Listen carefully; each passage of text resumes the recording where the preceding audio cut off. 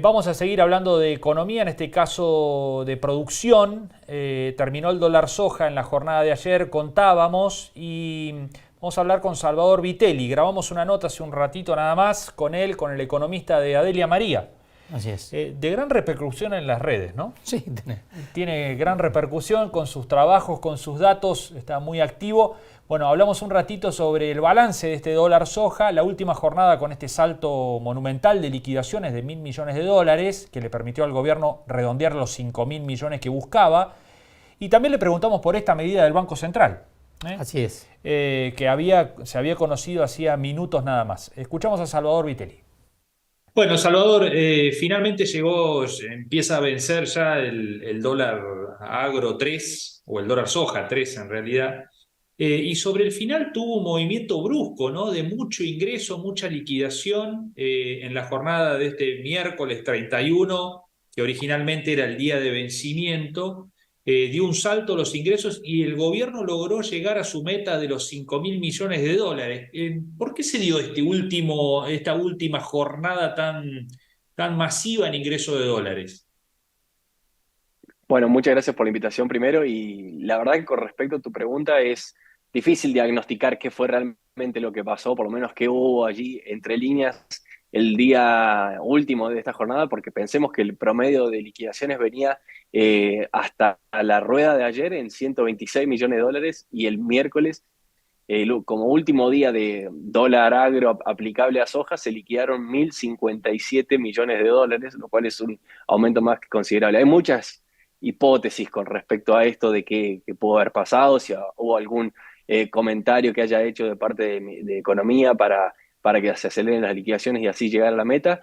Y también hay comentarios con respecto a una liquidación masiva para luego compensar compras que se vengan en estos meses. Se liquida 300 y luego en estos meses se puede sobrepagar un poco más la soja, ya que sabemos que a valores de 75.000, 80.000 pesos es muy difícil que puedan originar. Así que están entre esas conclusiones. La verdad que el volumen sorprendió a todos y sin dudas que fue lo más llamativo, yo creo, de estos últimos días. Venía subiendo el ritmo de liquidación, pero la verdad que fue completamente anormal lo que pasó, llegando así por lo menos a lo que se pretendía llegar a liquidar, pero, dato no menor, el Banco Central de todo esto solamente pudo retener un 28%, ¿sí? Entonces estamos hablando de que en los porcentajes de retención, es decir, de cuántos dólares le liquidaron, a cuántos dólares se quedó, es un número muy bajo, pensando en que en el dólar soja 2 se quedó con un 74% y en el dólar soja 1 con un 65%.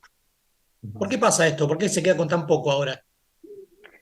La verdad que lo principal allí es por la fuerte demanda importadora. ¿Qué pasa? El Banco Central termina estando en una encrucijada donde el no brindarle dólares a la importación, que ya de por sí tiene una deuda comercial fenomenal, pero al no brindarle dólares a la exportación, se genera mayor presión cambiaria, se genera mayor hipótesis de devaluación, mayor encarecimiento de las curvas del ROFEX, del dólar futuro. Entonces genera un panorama bastante poco alentador. Y en la medida de que también se los va librando para que no se genere esto, también perjudica fuertemente a las reservas, porque en la medida que no puede ir acumulando, se genera lo que estábamos viendo en términos de reservas netas, que están en negativo y demás. Si uno lo mira luego de este disparo del dólar que hubo a partir de abril, donde el Banco Central comenzó a intervenir en el dólar financiero, uno ve de que estaba comprando de a pequeños pero constantes volúmenes de dólares en el dólar agro, pero perdía reservas. ¿Esto por qué era? Porque por otro lado compraba allí, pero vendía mediante intervención en los mercados financieros para tratar de contener un poco la brecha. Claro. Decías que uno de los motivos del salto de liquidación de este miércoles pudo haber sido algún adelanto de exportaciones futuras de las agroexportadoras. Bueno, es una hipótesis que se está manejando. Sería Ujú. de que se liquidó a 300, aprovechando la ventana de oportunidad que queda, y para luego poder recomprar con esos dólares liquidados a 300 soja que cotiza a un dólar oficial más barato. Pero ¿qué pasa?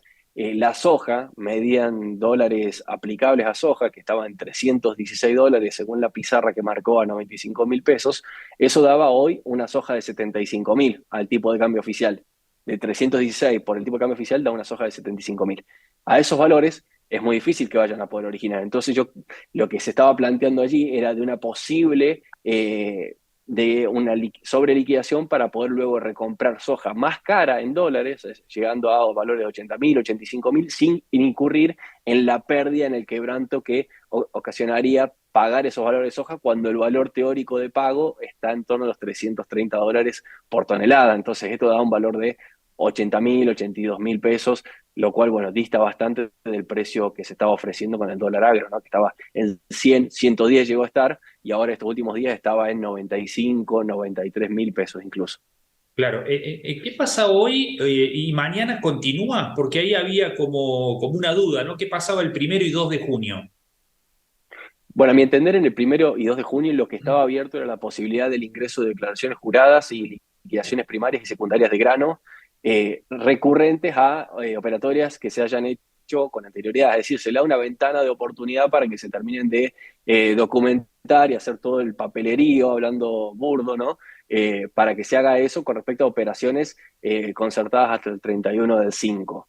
Eso es lo que se daba. Pasó algo similar en el dólar soja 2. Hubo algo de confusión en el que el dólar soja aplicable a soja iba a estar todavía para hasta el 2 de junio, lo cual, bueno, en términos de precios eso no fue así, ya que hoy los valores ofrecidos por la exportación decrecieron fuertemente. Entonces eso ya da una confirmación de que en realidad esto se cortó ayer y ahora empezamos otro nuevo, o sea, a barajar y ir de vuelta. Lo que sí sigue vigente es para economías regionales hasta el 31 de Ujú. agosto, que es un poco lo que vimos hoy, las liquidaciones magras, pero liquidaciones al fin a 300 pesos.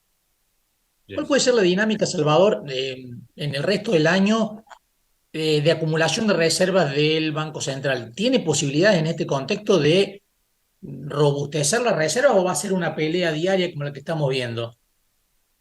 Yo creo que va a ir apuntado a la segunda opción que estás comentando, donde las liquidaciones, o por lo menos las experiencias sí nos indican, luego de los tipos de cambios diferenciales, caen abruptamente y sabemos de que el principal motor, si bien se había incluido economías regionales, el principal motor de estas liquidaciones era soja y ahora se terminó. Entonces vamos camino hacia una reducción notoria de liquidaciones, entonces el principal oferente de divisas se quita del mercado, porque en definitiva, si estuvieron liquidando a 300 pesos, ahora a 240 carece de sentido, por ende, ese oferente no va a estar, probablemente veamos un banco central con fuerte demanda importadora y que por estacionalidad estos meses saben ser complicados, y al mismo tiempo con el maíz, de que ahora entra la cosecha del maíz tardío, del maíz de segunda, que va a ser difícil que también se liquide porque también hay rumores y especulación sobre un dólar maíz, que así se dé o no, juegan las expectativas de liquidación, porque en definitiva genera ruido en el mercado y hace de freno hacia las posibles liquidaciones que podría haber. A eso hay que sumarle tiempo electoral que siempre generalmente hace que las liquidaciones sean menores, ¿no? Todo el mundo espera a ver qué pasa con el nuevo gobierno cuando hay elecciones. Sí, sin duda, es un año complejo, la verdad, para estar analizándolo, y lo cierto es que en la incertidumbre electoral, la disparada del dólar y demás, esos factores ralentizan de cierta manera lo que se pueda llegar a liquidar, así que no veo un panorama fácil para el Banco Central en términos de acumulación de reservas. Ujú. Bueno, aprovechamos y vinculamos una cosa con la otra, ¿no? Las reservas y la política. Bueno, se conoció hoy una nueva medida que tiene que ver con una vuelta más de cepo, esta vez alcanzando a las provincias. ¿Cómo viste esa medida y si nos podés explicar de qué se trata? Así es, hoy se publicó, bueno, ya un comunicado del Banco Central, se estaba hablando ayer con rumores y hoy se terminó de confirmar, donde el Banco Central básicamente le propone a las provincias que planteen un programa de pago donde un 60% lo tengan que refinanciar o bien implícitamente consigan los dólares por otro lado, llámese dólar financiero, y otro 40% que se lo proveería el Banco Central. Esto en simples palabras, ¿qué significa? Que un 40% se lo va a otorgar el Banco Central al dólar oficial y el otro 60% o lo tienen que refinanciar o bien lo tienen que salir a comprar esos dólares en el mercado financiero, que sabemos que vale el doble básicamente que el dólar oficial. Así que es una situación bastante peculiar, bastante preocupante en la cual nos estamos adentrando. Esto ya existía para lo que era el sector privado, todas las obligaciones negociables corporativas y demás ya estaba vigente de 2021 y ahora se aplica a provincias, básicamente, lo cual no deja de enviar la señal de que la situación de divisas y reservas va a ser escasa, va a ser preocupante y ya se están tomando medidas con respecto a eso mediante más cepo, en este caso las afectadas son las provincias, de las cuales Córdoba ya anunció de que presentaría un recurso de amparo frente a esta resolución del Banco Central. ¿Lo Córdoba complica mucho sería, sí, en términos de vencimiento, Salvador? ¿Lo complica mucho? En términos de vencimientos no son, la verdad, volúmenes muy abultados, pero estamos en una situación crítica donde cada dólar cuenta. O sea, si uno mira en términos de obligaciones provinciales que vencían ahora en junio, el monto era de aproximadamente unos 230 millones entre las provincias que tienen emitidos vencimientos ahora. El problema allí es que, como te comento, cada dólar hoy cuenta y si bien no es un monto extremadamente abultado, por ejemplo, en este mes de junio, sin dudas que lo vale y terminan emitiendo este tipo de comunicados para que solamente les brinden un 40% y el 60% lo vayan a buscar o a mercado o lo intenten refinanciar a 2 años. de ese volumen que mencionabas de junio y de acá incluso hasta fin de año, la más afectada sería Córdoba, ¿no? Porque es la que más compromisos asumidos tiene. Es una de las más afectadas junto con Buenos Aires. Córdoba, según los números, tendría vencimientos por unos 145 millones de dólares ahora en junio. Así que bueno, también es entendible que fue una de las primeras en presentar un recurso de amparo.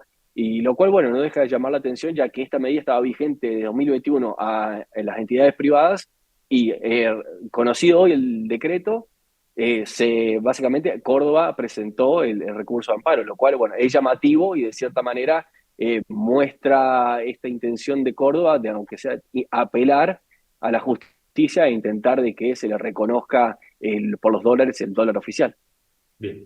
Salvador, como siempre, muchísimas gracias por estos minutos con nosotros. Gracias a ustedes por la invitación, que anden muy bien. Buenas noches.